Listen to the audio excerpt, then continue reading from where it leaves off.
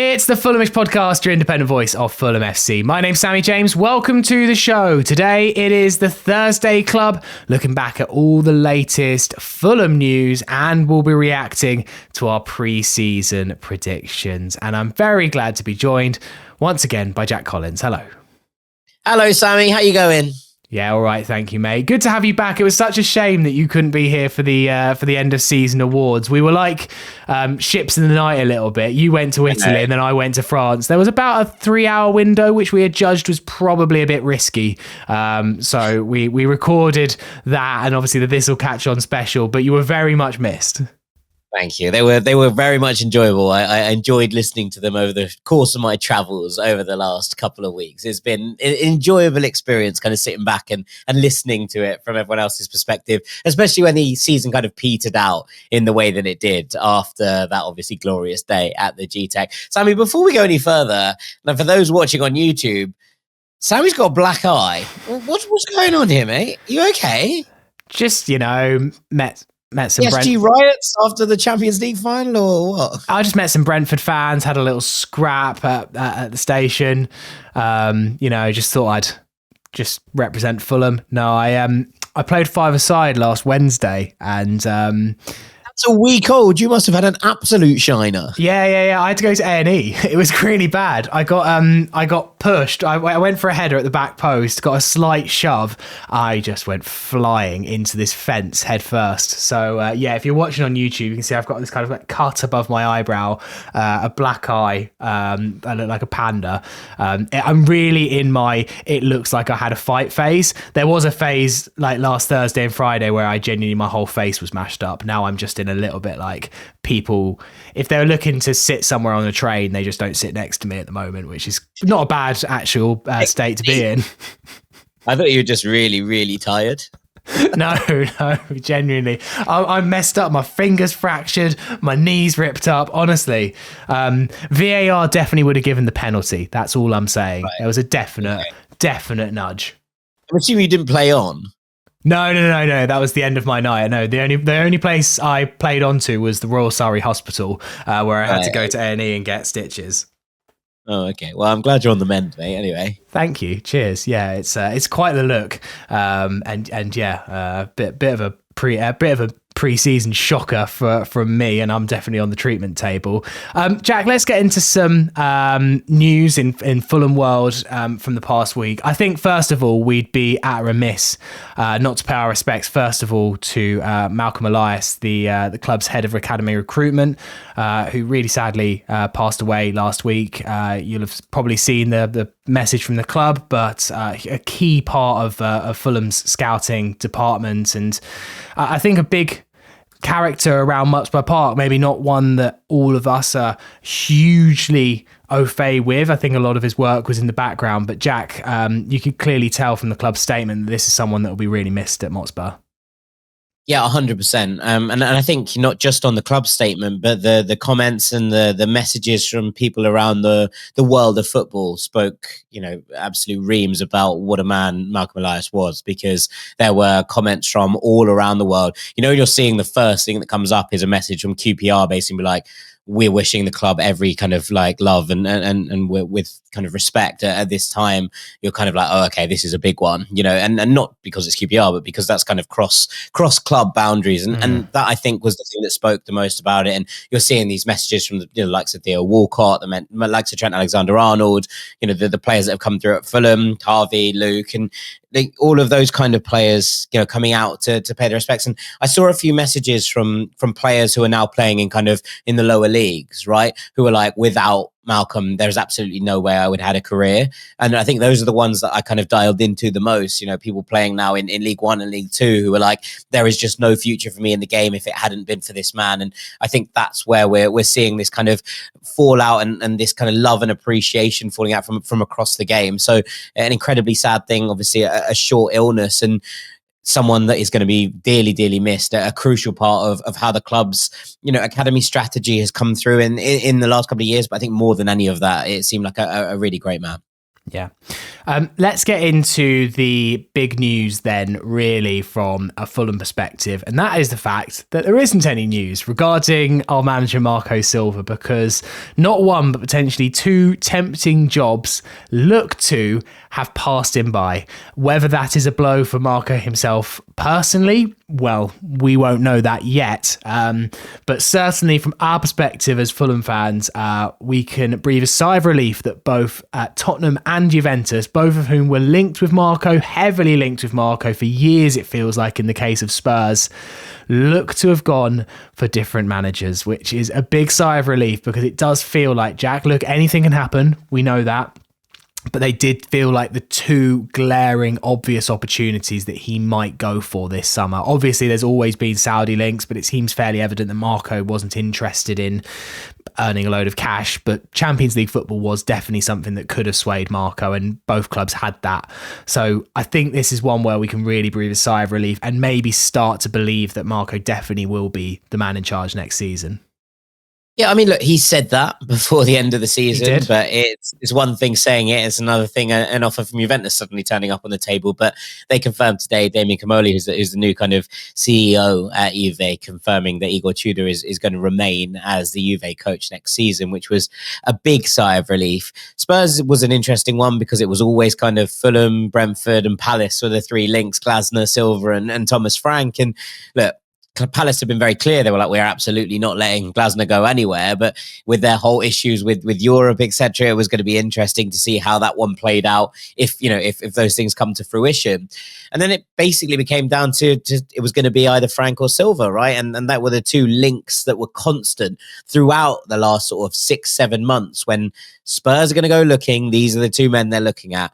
And I'm intrigued as to, what it is. And I've seen some people on Twitter and on social media basically like, I don't understand why they're doing this. As from a Fulham perspective, delighted, but I'm not understanding why they would choose Silva or choose Frank ahead of Silva. I think a lot of it might come down to youth, and it's something that we speak about quite a lot, right? And we'll speak about a little bit more when we talk about Callum Osmand and his potential future move away from the club. But Marco has always been, in his time at Fulham, someone who's really lent on more kind of elder statesmen in a squad, right? He's lent on players, and we talked a lot about Marco's rehabilitation clinic for players whose careers haven't worked out exactly how they might have planned, etc., etc. But that kind of old guard, that kind of older, wizened head in the game, shall we say, that he's been able to kind of squeeze the best out of, rather than perhaps giving the minutes to younger players. And that's been a source of frustration when the likes of Jay Stansfield have left the club, or they haven't seen a pathway to the first team in the same kind of way. But it might well have worked in our favour here, because obviously there's a very young Spurs team. They've focused and changed their recruitment policy recently under Johan Lange to basically be targeting young players around Europe who they think have a massive either sell-on or a huge upside in terms of their performances on the pitch. And it's probably the one place where Frank has an edge on Silva in terms of developing those young players and turning them into superstars. And whilst we can moan, and look, it's not going to stop me being like, we should be giving more opportunities to young players. I would like this squad to be younger, etc., etc. Like, it might well have just helped us out a little bit here when they were looking at what the pros and cons of these two managers were, that this one has fallen on our favour. So look, it doesn't mean that everything is done, and things can change very quickly in the world of football. As we know, it doesn't look like there are loads and loads of really stable clubs, and Juve might end up starting the season and 6 games in being like, nope, we made the wrong decision, we need to change tack, etc. You never know what's going to happen at Manchester United. So there's loads of different things that are still potentially issues and potholes and obstacles that we might need to avoid in order to hang on to Marco down the road. But for now, it looks like the storm has passed and the house is still standing. Yeah, no, it's obviously great news. I think there's an element though where I personally feel like, and it was maybe looking through some of the comments, and this isn't from Fulham fans, and it seemed to be that Frank was the more popular choice than Marco Silva. Am I incredibly biased to think that? And obviously I'm delighted. I look, obviously Thomas Frank's done an amazing job at Brentford, absolutely no denying that. But you are going from one complete extreme to the other, from Ange to Frank, total chaos to almost total pragmatism in the case of Frank. And look, Brentford played some beautiful football in the Championship. They've come up to the Premier League and adapted. He is the man that adapts to the situation, Thomas Frank. Just wonder, it felt like when I was looking through so many of the comments that his Everton time in general perception still really follows him around. And maybe that doesn't matter. I'm sure Daniel Levy is smarter than just to look at what he did at Everton. But yes, it does feel a little bit like I'm quite surprised that Thomas Frank is so much more revered by the wider public for the job he's done than what Marco Silva's done, when in my eyes, the job they've done is almost identical. Yeah, I would agree. I think they've both done very, very good jobs where they've been, right, in terms of taking a championship club, playing very, very good football in the division below, getting promoted, and then adapting to the rigors of Premier League life. Like, there are different ways of doing that, and I don't think the two clubs play in particularly similar ways or anything like that. But in terms of the job that they've done, yeah, I would say there's not loads between them in any regard. It's a weird one, isn't it? Because actually, in hindsight, I actually think the job that Marco Silva did at Everton is actually a pretty good one. Yeah. Like, when you look back at what's happened since, and you look at where they've been, then actually you look back at Marco Silva's tenure at Everton, and yes, obviously it was a little bit dreadful at the moment where he was relieved of his duties, but the season before was one of the best seasons that Everton have had in the last sort of 10, 15 years, and that's worth remembering in the context of all that. So you can bring the Everton thing up all you like, but actually in context, I don't even think that looks like a particularly poor job, given what we've learned from it since. So yeah, I mean, people have reputations and it follows them even when their reputation isn't merited. That's something that we know, and the game is the game. It moves on. I do think it's going to be interesting to see what happens here with Frank and Spurs, because yeah, they did play quite swashbuckling football in the Championship, and they played some really good stuff. And at times they've played some really good stuff in the Premier League. It's not been every week. And I think that there's a lot of Spurs fans. I was talking about this on the radio this morning when we were talking about it, who are going to have to adapt from the kind of idealism of Ange Postecoglou to the pragmatism, as you say, of Thomas Frank, and building that kind of bridge. Maybe Spurs fans want a little bit more pragmatism. Maybe it was like, okay, let's take, they use it in politics, shifting the Overton window, right? They've been like, we were so far to one side, we needed someone to completely reset the spectrum in order that when we came back to a sort of middle point, it looks like it's okay. Whereas that wouldn't have been seen as the biggest jump if it had been done before the Ange Postecoglou era. But I think that now that pragmatism probably is something that Spurs fans are looking forward to seeing a little bit of. They're probably looking forward to seeing the team learn how to take set pieces, etc. But this is a thing, right? And I've been kind of having not this argument, but this discussion with people on the radio recently, and being like, Brentford, they were like, oh, Brentford play really good football. I was like, Brentford can play really good football, but they often don't. And that's not a slander, it's not a criticism. They've done what they need to do to get to the positions they've had to, right?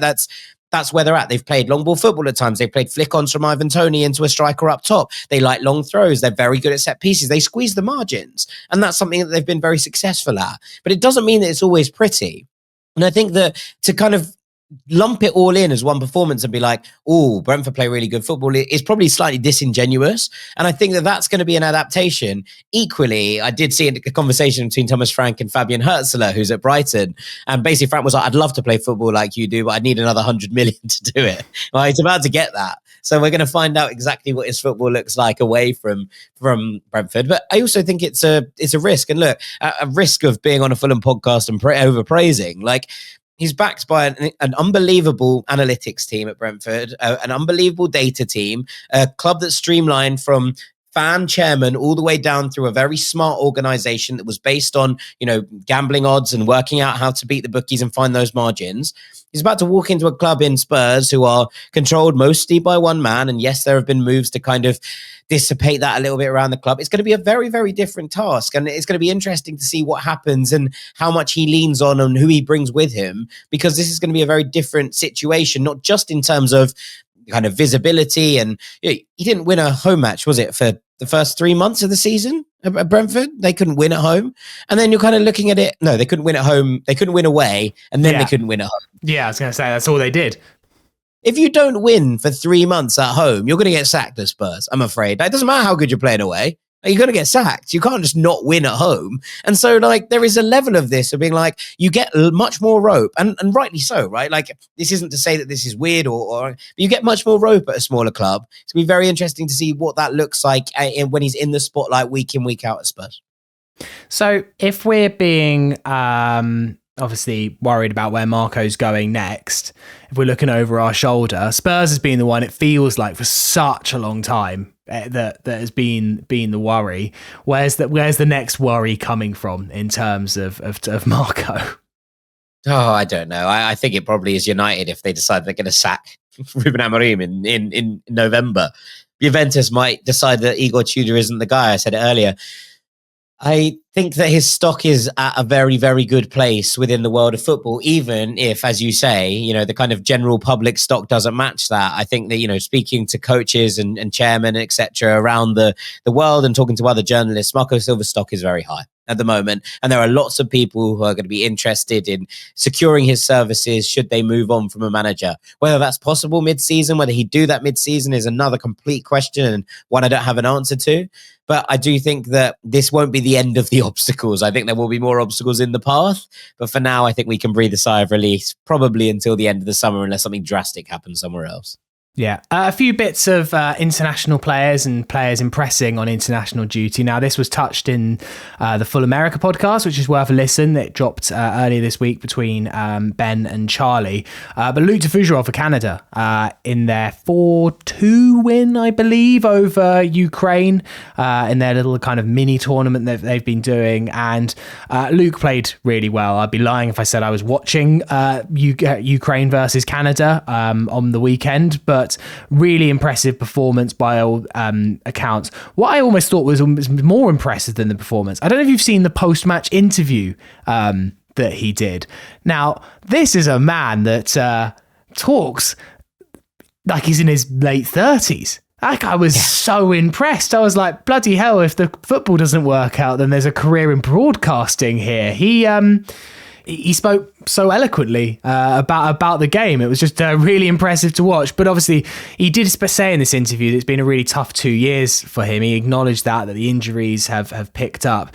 You do wonder that with Fulham probably wanting 4 centre-backs next season, there have already been rumours about Cuenca going back to Spain. You do wonder if Cuenca does go back to Spain, that might be the path opening up for Luc de Fougerolles to take one of the 4 centre-back spots next season.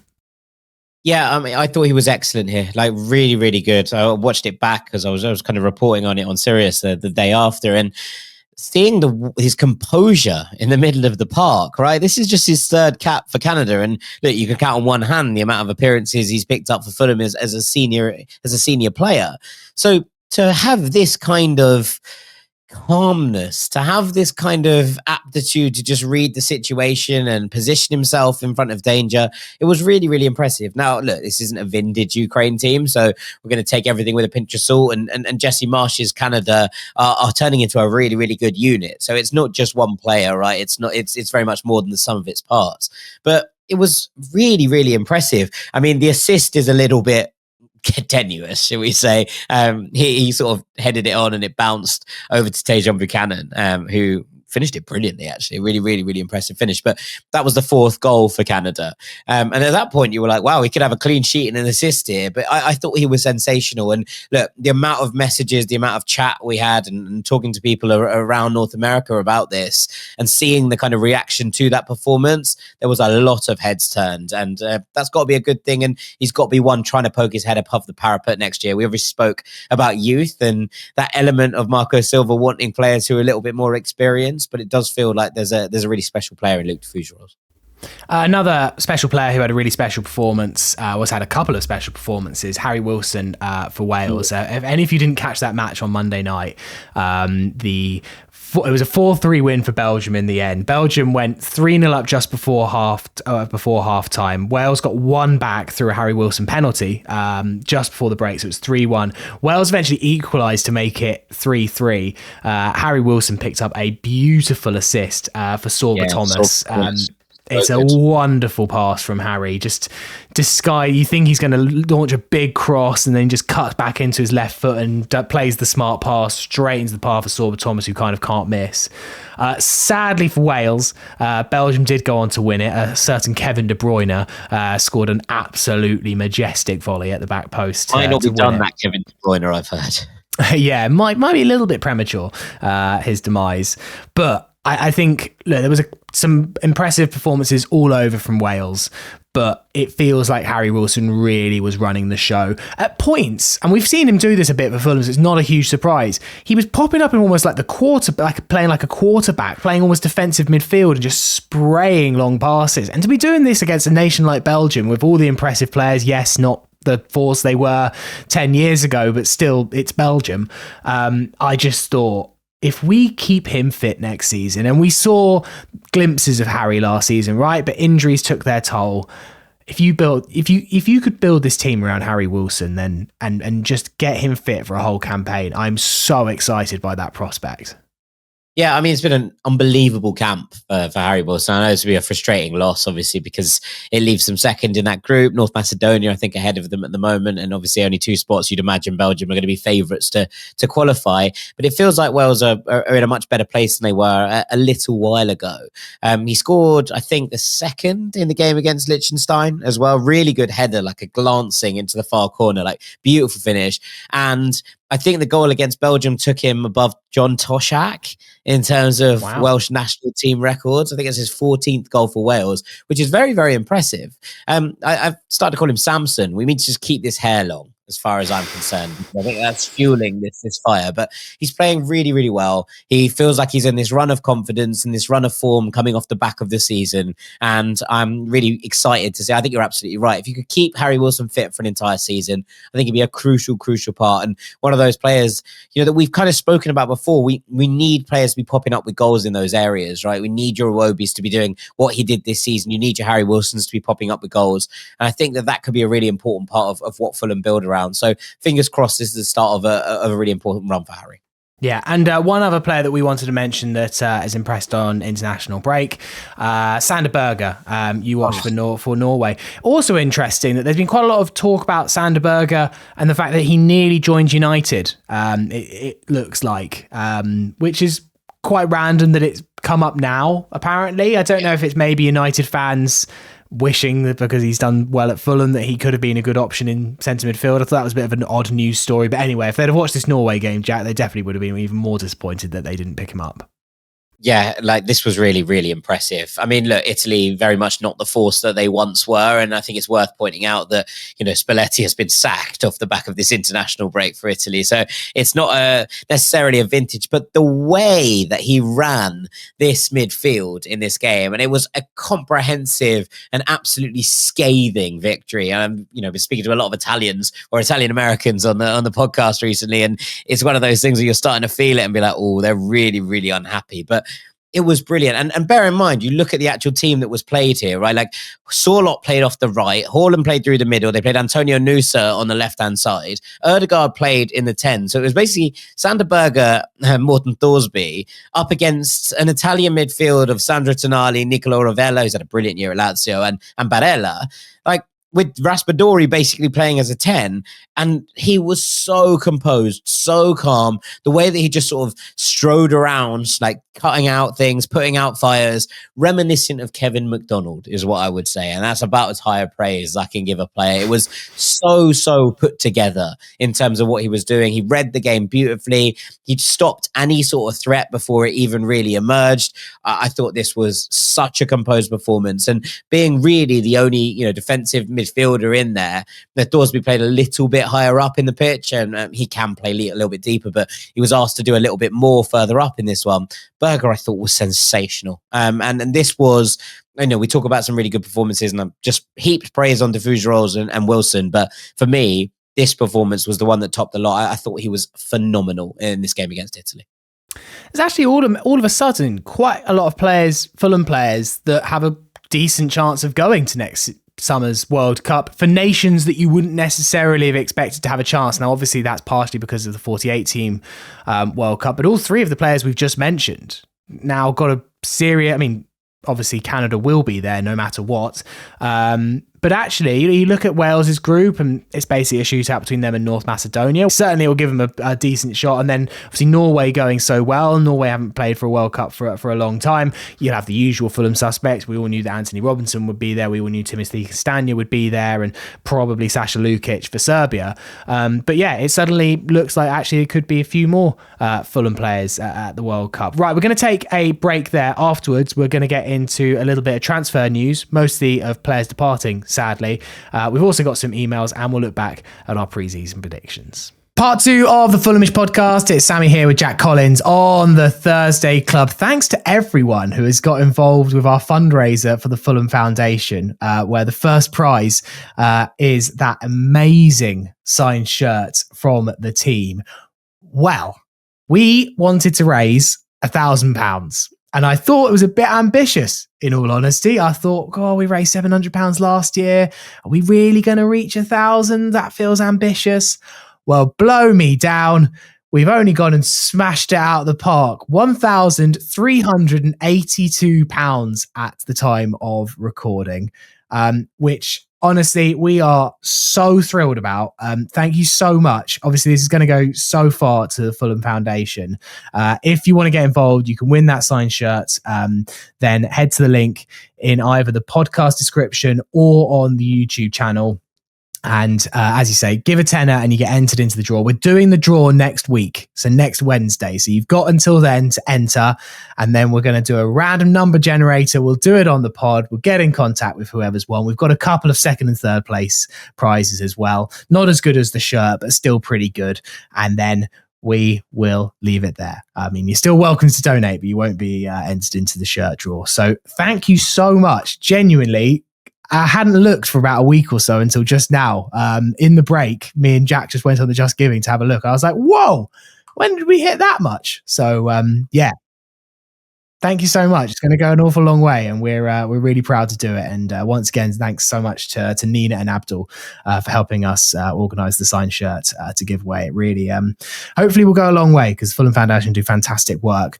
Jack, let's get into a couple of bits of transfers. There's not a huge amount of incoming rumours really for Fulham. The one that surprised me though, that I think is definitely worth discussion: Callum Osmand, young striker. Fulham fans might not be too familiar with him, but he scored a lot of goals in PL2, and it looks like he's off to Celtic. Not a done deal, but basically done.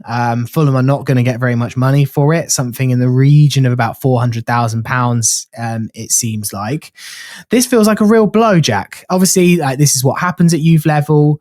We lost, I've forgotten his name. Is that Mikael Berge? Berge, the player that went to Arsenal. It's been absolutely unbelievable, banging them in for Monaco this season. Arsenal fans very upset that they let him go to Sturm Graz, but Sturm's a bit of a striker factory in terms of young players going there and turning out to be excellent. So it's a good little pipeline. But yeah, one that is often forgotten. He's always talked about as the ex-Arsenal man, but it's forgotten that he went from Fulham to Arsenal just before that.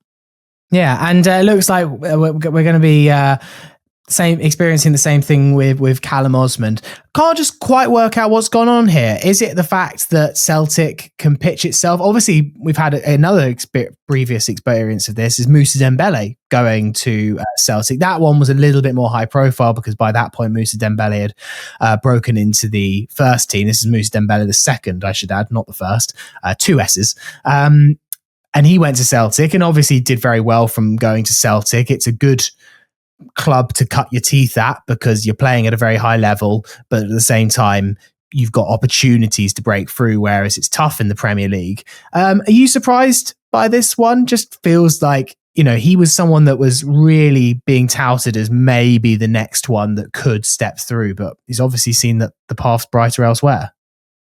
Yeah, I mean, this is one of those things, and look, we go back to what we said at the start of the podcast about Marco and youth, right? There were games at the end of this season with Rodrigo Muniz injured and Carlos Vinicius is giving that run out, right? In terms of, we know that he's going to be leaving, we know that he's not going to be sticking around at the club, and you give minutes to Carlos Vinicius.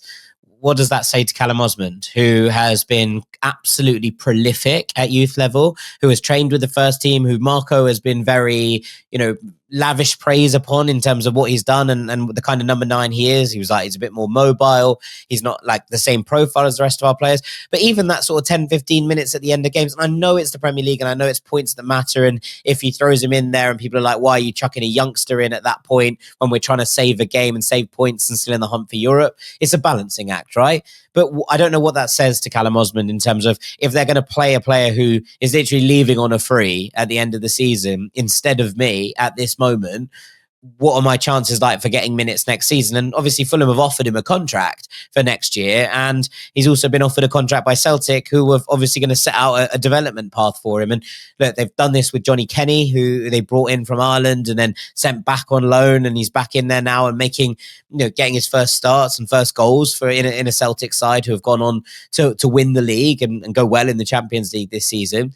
That's an opportunity that players are going to find it hard to go, to turn down. If you go, look, this is what you're going to be playing in front of. This is, a famous old club with a star above the chest who've won the Champions League. Yes, albeit a long time ago, but that's something that you have to be able to show a pathway. Or when players come to the end of their contracts at a young level, they're going to be like, well, I'm going to go somewhere where there is opportunities for me. And that doesn't mean that I think that Callum Osmand is definitely 100% going to be a star at Celtic. There are still question marks, I think, over certain elements of his game. And that's not a criticism. He's still incredibly young. He's very, very good in the box. He scored some brilliant goals and some brilliant hat-tricks. The biggest one probably that hat-trick in the Premier League Cup final against Spurs last season, where he scored a perfect hat-trick in that game. But if he's looking at this and saying, okay, I've got to training with the first team, but I haven't made it onto the bench or made it into a squad to even show my worth or be given 5 minutes at the end of a game, I just don't really know what that says to players in terms of what their future looks like. And I can't really blame him for therefore wanting potentially move away, because we haven't shown with Marco here that there is a route in here. Look, we've seen Josh King occasionally this season. He's hailed as, perhaps the brightest talent to come out of the academy since Cess. And to see that kind of player coming through and only getting sparing minutes, he's probably looking at that and thinking, well, there's an opportunity here for me to go and sign for a club that, okay, might send me out on loan to begin with or might do something different with it. But there's no obvious striking option since Kyogo has left at Celtic in terms of Adam Ida's in there, but hasn't really set the world on fire. Johnny Kenny is young and exciting, but hasn't kind of made the spot his own. There are opportunities, and people, he will look at Kieran Bowie, who obviously went off to Hibernian and has scored pretty much a goal every 90 minutes since he's been up there. He was injured for a lot of the season, but I think he got 6 goals in something like 18 games, and a lot of those off the bench in his debut season. That's an impressive record, and he's now playing for Scotland. Like, this is where we're at. Callum Osmand will have designs of playing for Wales and potentially making it, as we said earlier, to the next World Cup. He needs an opportunity to be able to showcase his skills somewhere, whether that's somewhere out on loan next season or making a move. I can't hold it against him. It's a gamble from a Celtic perspective because we've not really seen him play in senior football, but he's been excellent at youth level. His mobility is really good. He gets around the pitch really well. And for me, it's hard to kind of criticize a decision like that from Callum Osmand. And even from the club's perspective, they've offered the contract. But if he looks at that and goes, well, when am I going to get my opportunity? You can't really hold it against him for leaving. Yeah, I don't get it. I really find this one. It's frustrating. And look, this is the nature of young players. Some make it, some just, it doesn't quite click for whatever reason. But you do have to question the logic when we were given an opportunity, right? If Mooney's had been fit all season and hadn't had that injury, the opportunity might not have presented itself, and you might have gone, well, how was he ever going to get in? We only ever have one striker on the bench, and it's Raul and Muniz, and he was never going to be off. But we were actually given a little bit of an opportunity here. And yes, of course, all the games that we played in mattered. Did Man City matter?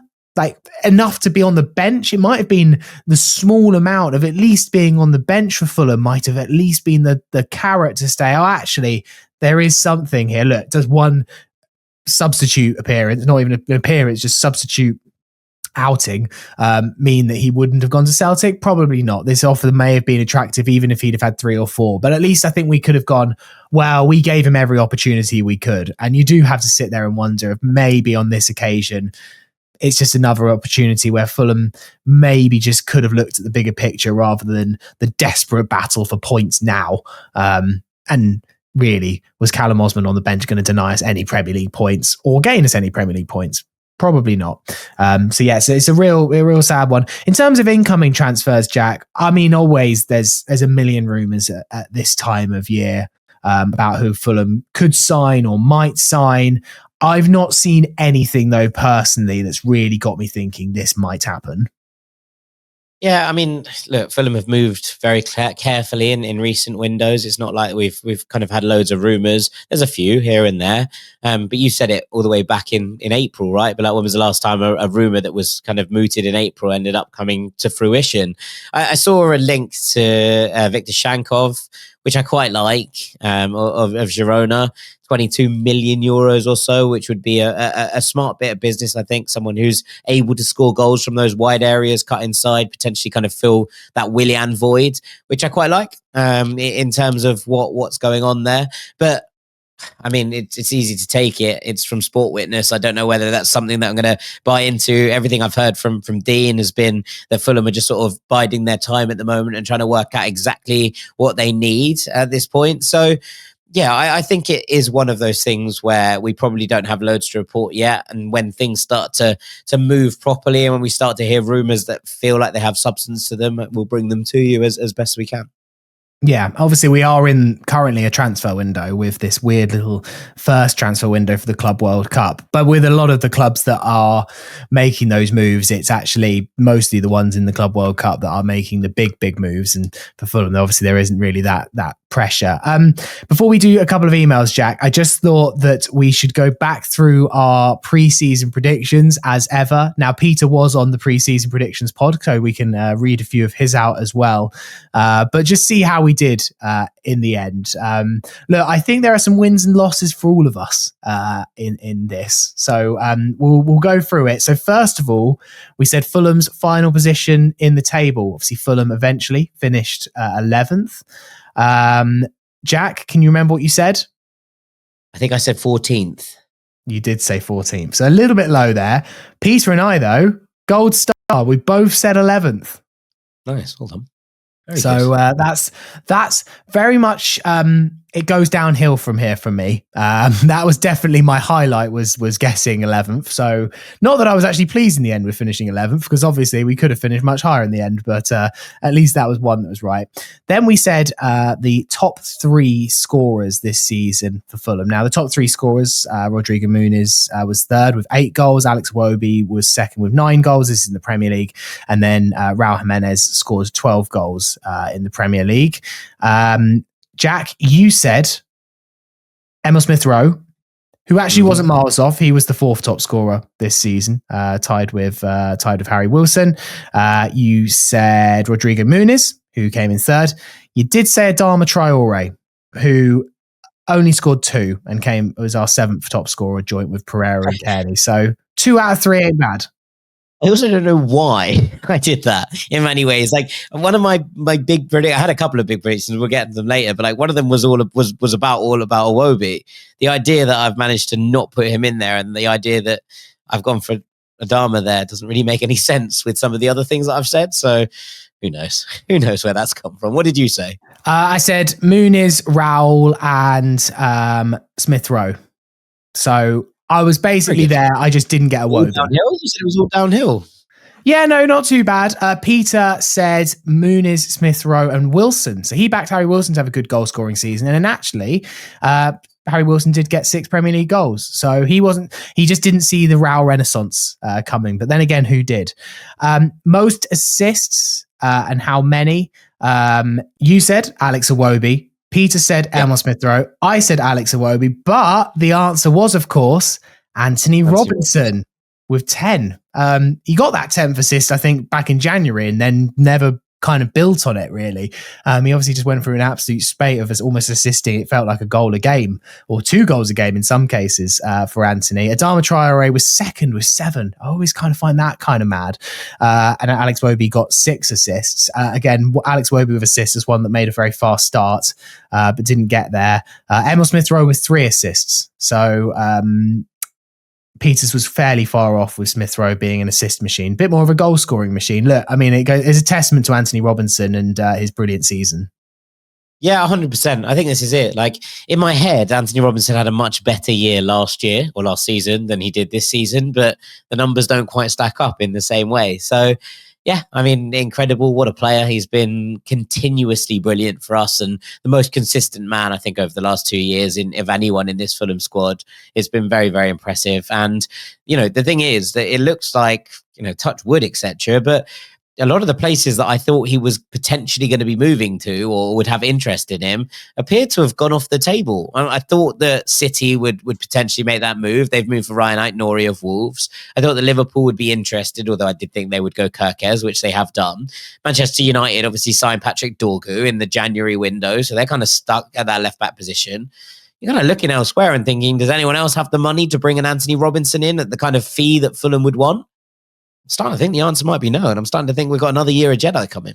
Brilliant. Top stuff. I guess with his injury as well, it makes it slightly harder for him to get a move this summer and pass a medical. Then we went, this is the only one that's a bit difficult because we don't know the answer to player of the season because it's not been announced by Fulham yet. I'm not even sure the vote is open for player of the season at the time of recording. But we'll give it our best go to see whether it's likely. Peter said Smith Rowe. You said Iwobi. I said Calvin Bassey. Now, oh yeah, I think you've got a good shot here, Sam. Yeah, I mean, on our awards, it was between Sasha Lukic and Calvin Bassey as the two players that myself, Dan, and Liz went for. I guess at this point, maybe it's your opinion as who do you think will win Player of the Season, not necessarily your personal vote, although you can mention your opinion if you fancy. Yeah, I do think that Alex Iwobi is in this conversation, but I don't think he'll win it. I think the answer is probably Calvin Bassey. Yeah, I think that it's going to be interesting to see how people vote on this and what names come up, because I'd imagine that Anthony Robinson's name is going to be in the mix once again. And considering the output, it's easy to see why. I think Bernd Leno might be in the mix for this one as well, just in terms of consistency as well. Someone else who's been there. And I think that Raul probably has an outside shout, considering that none of us, as you say, saw that Raul Naissance coming. But I think I would probably give it to Bassey, and I think the people probably will as well. Yeah. I mean, Anthony Robinson did win the Fulham Player of the Season on the BBC Fulham page. So which may give you an indication as to who's going to win that Player of the Season. The final breakdown was Anthony Robinson with 36%, Calvin Bassey had 30%, then it was Alex Iwobi with 18%, other players with 11%, and then Rodrigo Muniz with 6%, which I felt very harsh that Raul wasn't in the running for that, given the amount of goals. All of the 11. Yeah. Yeah, all the 11 was probably Raul, but yeah, who knows? We'll see whether the Fulham Players season, which was what we were going off, will link up with the BBC one. Then this is where I think it gets a bit messy. Top four. So this is just generally for the Premier League. Obviously, it was Liverpool, City, Arsenal, and Chelsea. And Chelsea. Yep, thank you very much. I completely forgot who it was. I said Arsenal, City, fine. Spurs and Liverpool. So obviously the Spurs one looking pretty silly. You said Arsenal, City, Liverpool, Spurs. So the same four, just in a different order. Peter went for Man City, Arsenal, Spurs and Villa. So he didn't even have Liverpool in the top four, which is obviously a fairly big omission. He did have Villa having a good season, which they did, but didn't quite make the top four. So I don't think any of us, there was so much hype about Spurs pre-season and we all fell into that. Yeah, they did win the Europa. They are in the Champions League. So maybe that's what we were getting at. You know about the bet I had with my brother? I do not. I bet him £20. About this time last year, we went on like a golfing weekend and I bet him £20 that Spurs would finish above Liverpool. Oh. What moment of the season did you pay him? Oh, literally like week 4, I was like, oh, wow, you can have your money if you want. Yeah. This is like one of those ones where they're like, you're like 2-0 up early payout. That's where we go. I should have cashed out and maybe tried to get a quid or two back. Yes, I paid my due to my brother. Right now. Like 100%. It was a really ugly one.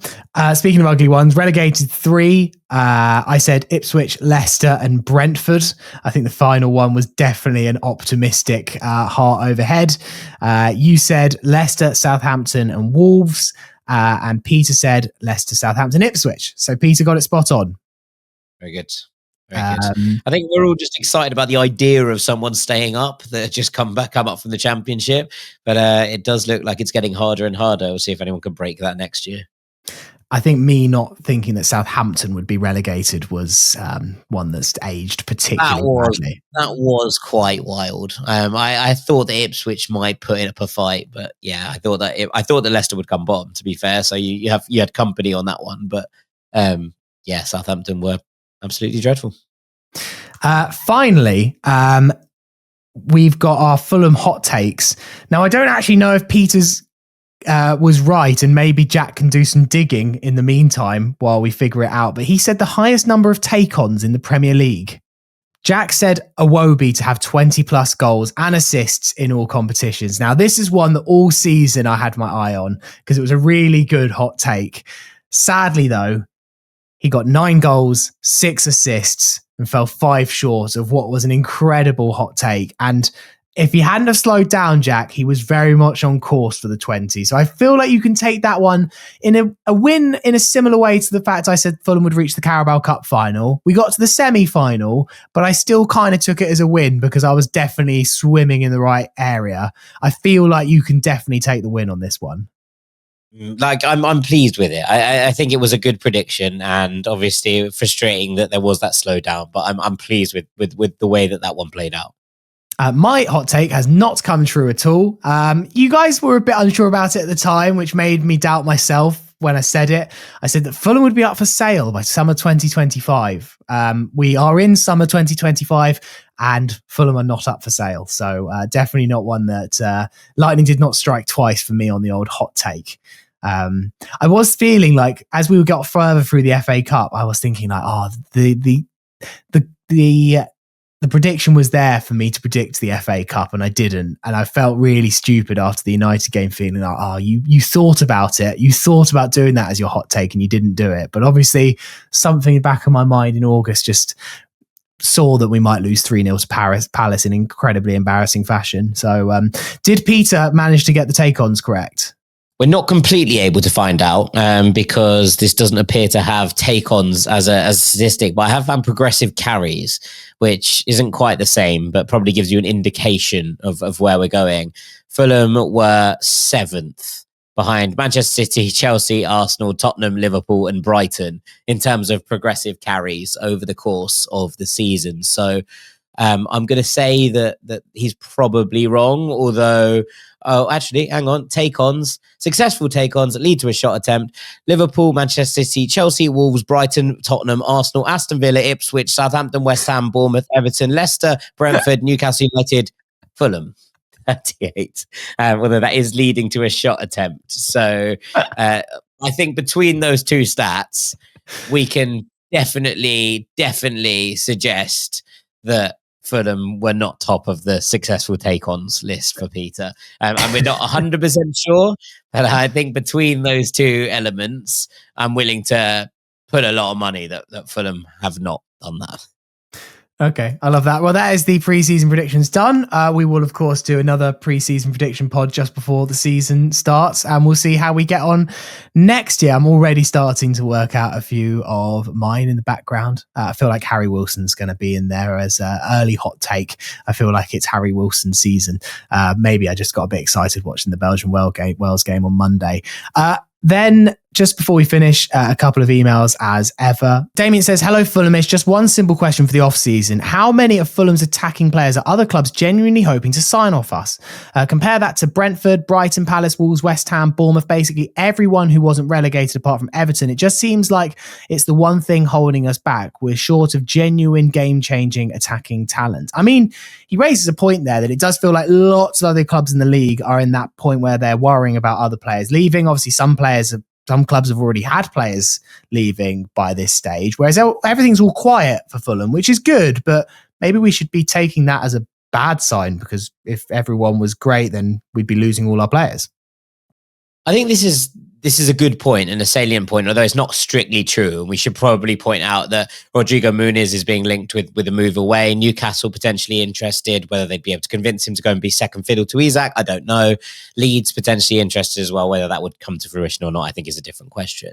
Andreas has been linked with a move away, and to be honest, I think he will go this summer. But I think, again, look, this is the third time I've referenced it on this podcast, but part of this is due to the fact that if you buy players who are coming towards the end of their careers rather than the start of them, you end up with players who are not going to have huge sell-on fees, that players are not going to be being bought for relatively big fees from other places. And I think that we see that with Fulham's attacking talent, right? Like Harry Wilson has had injury problems and has not been able to be consistent enough to probably be in demand from anywhere else. Ryan Sessegnon has just come back to the club and has had some good moments this season, but is very much rehabilitating his reputation. I don't think anyone's going to spend loads of money on an Alex Iwobi or an Adama Traore at this point. The one real sellable asset there is Muniz in terms of what he can bring to the table and his age profile. Fulham will not want to sell him, and that's going to be interesting in its own right. But I don't think that necessarily speaks to the fact that these players haven't been good. Part of it is that Fulham feel a bit more like more than the sum of their parts at times, I think, which is potentially something we can talk about in terms of individual quality to change games.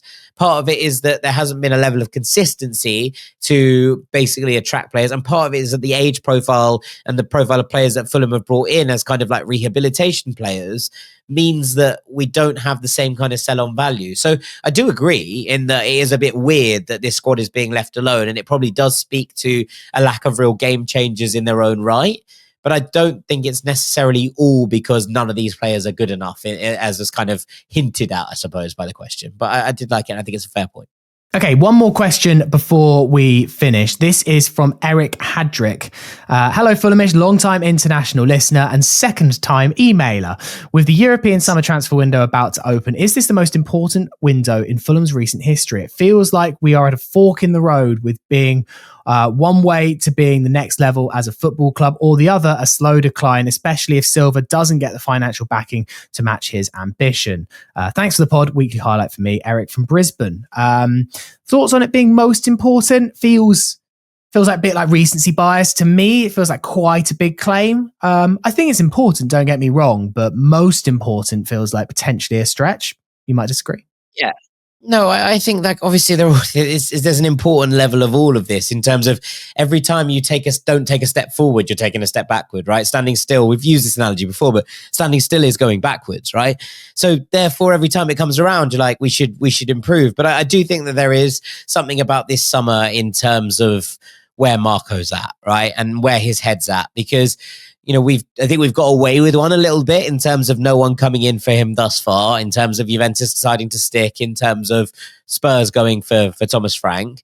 That opens up an opportunity to potentially take the step forward that maybe many of us hope we take this year, but equally progress is progress. And it feels like Fulham are finding a way to make that progress year on year. So this summer feels big to me in terms of just making sure that there is that reset. We've kind of need to move away. And I was criticised in January for basically saying that I didn't think that Willian was the particularly smart move to make at that point in the season.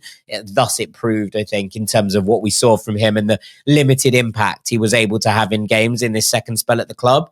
I think that now you need to show a manager and you need to show a group of players, some of whom are in a really good place. Like, I'll be absolutely stunned if next season we haven't got offers for Calvin Bassey, right? Like if Calvin Bassey isn't a man in demand by next summer. So you need to show to those kind of players, when you do bring through some really talented players and you are starting to improve the squad, that there's something that the club have that they can hold on to, right? That they can move forward in that regard. And so I think this summer is important in just making a step. And not every step has to be a huge one, right? And I think that competing again for Europe next season is a good step. I don't think that necessarily you have to go and be like, we need it. It has to be this way. It has to be 8th or nothing. It doesn't have to be, we have to win the FA Cup next year or it's a blowout. Or we have to win the Carabao Cup next year, it's a blowout.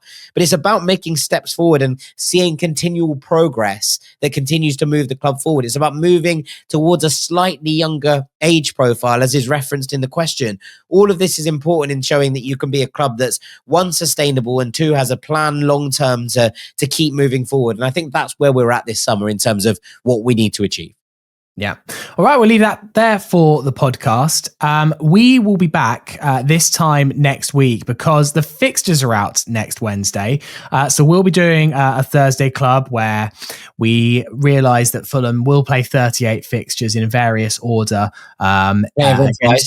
We will play everyone twice, and we will be commenting on that on next week's podcast. So we're very excited about that. I like, for what it's worth, I like the Fixtures Day podcast. I find Fixture Day very exciting. I think it's fun. Yeah, it is fun. I just sometimes feel like people are like, oh, the fixtures again.